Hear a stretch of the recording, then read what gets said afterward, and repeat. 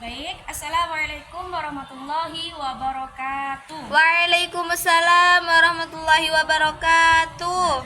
Di sini kita akan melanjutkan pelajaran kemarin ya anak-anak. Nah, di mana kompetensi dasar kemarin ialah menjelaskan pengertian Islam, iman dan ihsan. Nah, sebelum kita belajar, alangkah baiknya kita berdoa terlebih dahulu agar pelajaran yang kita pelajari hari ini bermanfaat dan barokah. Amin. Al-Fatihah.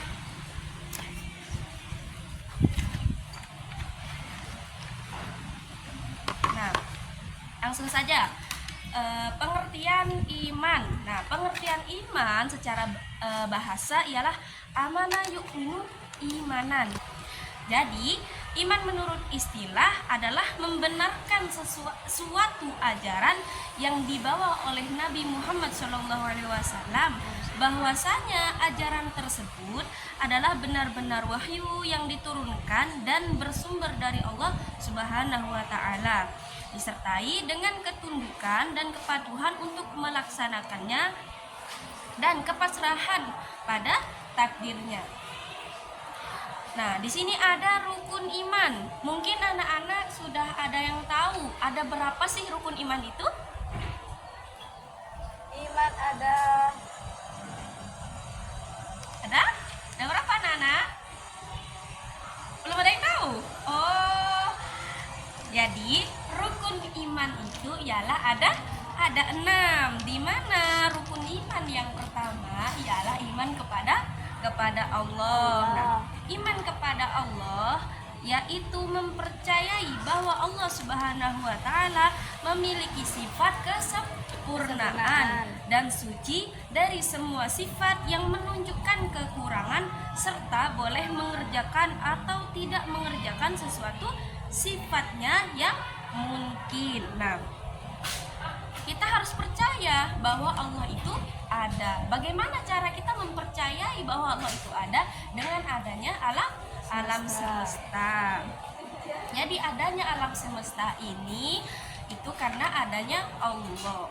Nah, yang kedua ialah iman kepada malaikat Allah. Nah, di mana malaikat Allah itu ada 10. Yang pertama ialah malaikat Jibril. Nah, di mana malaikat Jibril ini diperintahkan oleh Allah Subhanahu wa taala untuk menyampaikan wahyu kepada nabi dan rasulnya. Nah, sama halnya dengan wahyu Nabi Muhammad. Nah, apa sih wahyu Nabi Muhammad itu? Wahyu Nabi Muhammad ialah Al-Qur'an. Jadi malaikat Jibril ini diberikan tugas untuk menyampaikan wahyu kepada nabi dan rasul. Nah, yang kedua ialah malaikat Mikail. Nah, malaikat Mikail ini diberikan tugas untuk membagi rizki seperti menakar kadar air hujan, air laut dan air sungai, membentuk janin dalam lahir. Nah, jadi itu ialah tugas malaikat Mikail. Nah, malaikat yang ketiga ialah malaikat Israfil, di mana malaikat ini diberi tugas oleh Allah Subhanahu wa taala ialah meniup sangkakala. Nah, di mana nanti ketika hari kiamat baru malaikat Israfil ini meniup sangkakala. Yang keempat, malaikat Izrail. Malaikat Izrail adalah malaikat yang diperintahkan oleh Allah untuk mencabut nyawa. Nah, di mana setiap makhluk yang mempunyai nyawa akan dicabut oleh malaikat Izrail. Nah, terus yang kelima dan yang keenam ialah malaikat Munkar dan Nakir. Nah, setelah malaikat Izrail mencabut nyawa kita dan kita sudah dikuburkan, maka di sana kita akan bertemu dengan malaikat Munkar dan Nakir. Nah, di mana malaikat Munkar Nakir ini ialah penjaga alam kubur. Nah, nanti di dalam alam kubur itu kita akan ditanya seperti pertanyaannya, Marrobuka, siapakah Tuhanmu? Wan nabiyuka, siapa nabimu? Dan sebagainya. Jadi kalau kita mempunyai iman, jadi kita bisa menjawab pertanyaan malaikat Munkar dan Nakir. Nomor 78 ialah malaikat Rokib dan Atid. Nah, di mana di sisi kanan kiri kita itu ada malaikat Raqib dan Atid. Nah, di mana malaikat Raqib ini bertugas untuk mencatat amal kebaikan. Amal kebaikan apa? Seperti kita sholat, puasa, sodakoh. Nah, itu semua pekerjaan yang baik itu dicatat oleh malaikat Raqib. Nah, malaikat yang ke-8, malaikat Atid, ialah mencatat amal keburukan.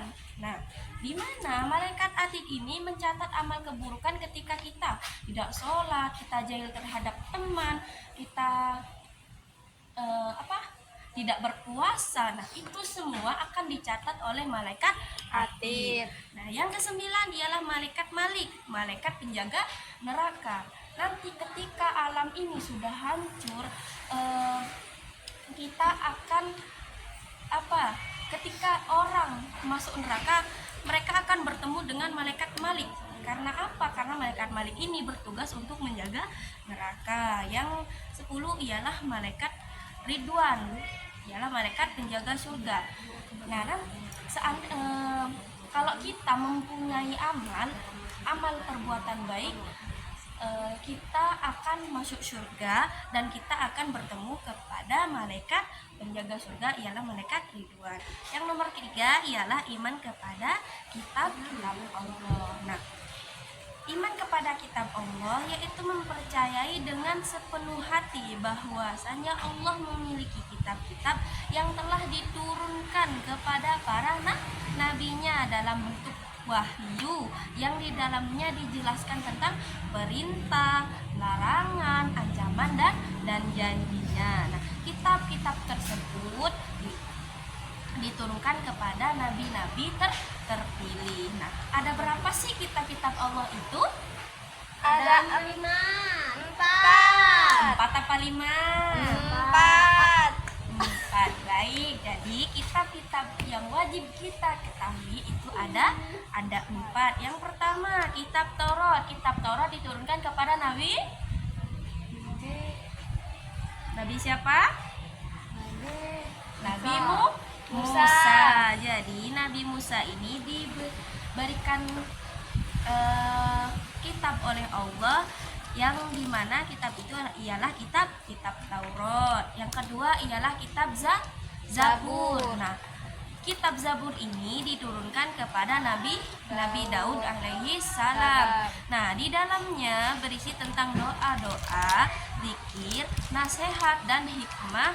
Nah, di dalamnya juga terdapat peraturan hukum, karena Nabi Daud alaihissalam diperintahkan untuk mengikuti syariat Nabi Musa alaihissalam. Nah, yang ketiga ialah kitab Injil. Nah, kitab Injil ini diturunkan kepada Nabi Isa alaihissalam. Nah, di dalamnya berisi tentang hakikat-hakikat ajaran untuk mentauhidkan Allah, hukum-hukum syariat, serta kabar gembira akan diutusnya Rasul akhir zaman. Nah, yang keempat ialah kitab Al-Quran. Nah, kitab Al-Quran ini diturunkan kepada Nabi kita, Nabi Muhammad.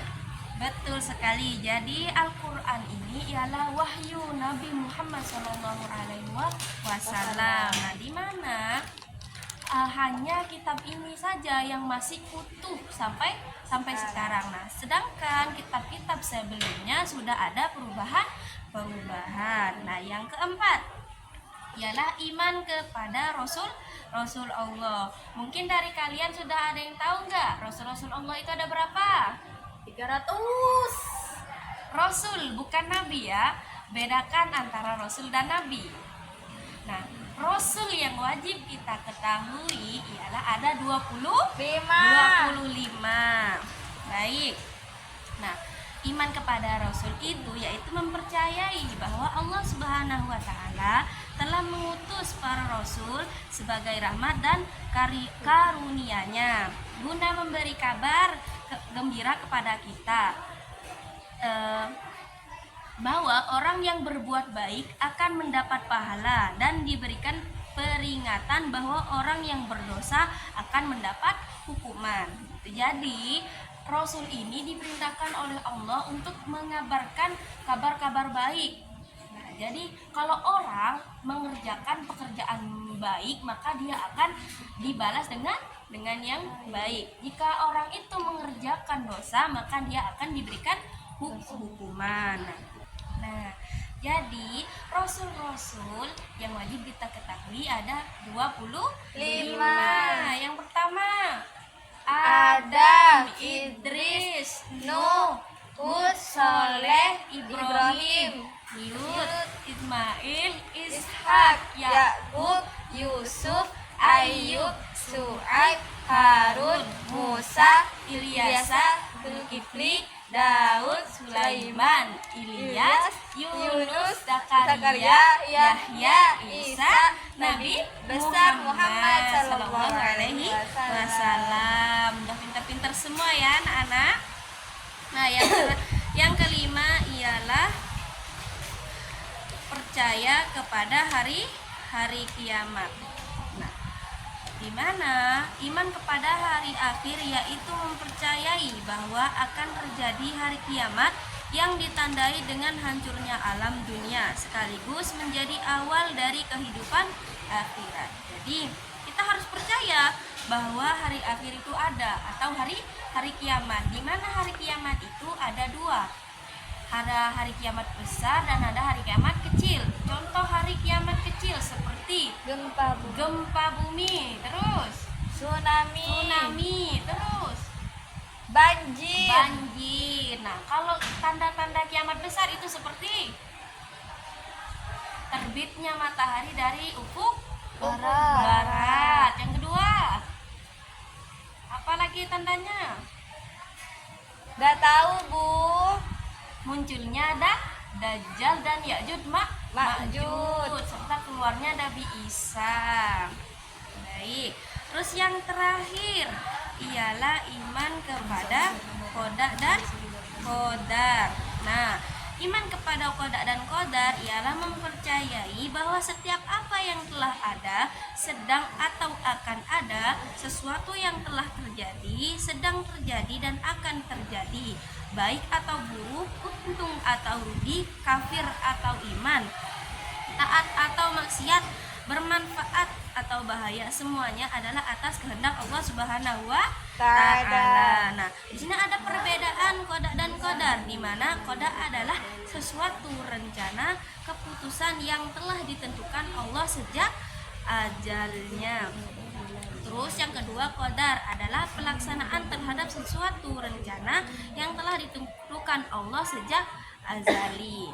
Nah, mungkin sampai sini anak-anak sudah mengerti ya tentang rukun iman. Ya, insya Allah mengerti, Bu.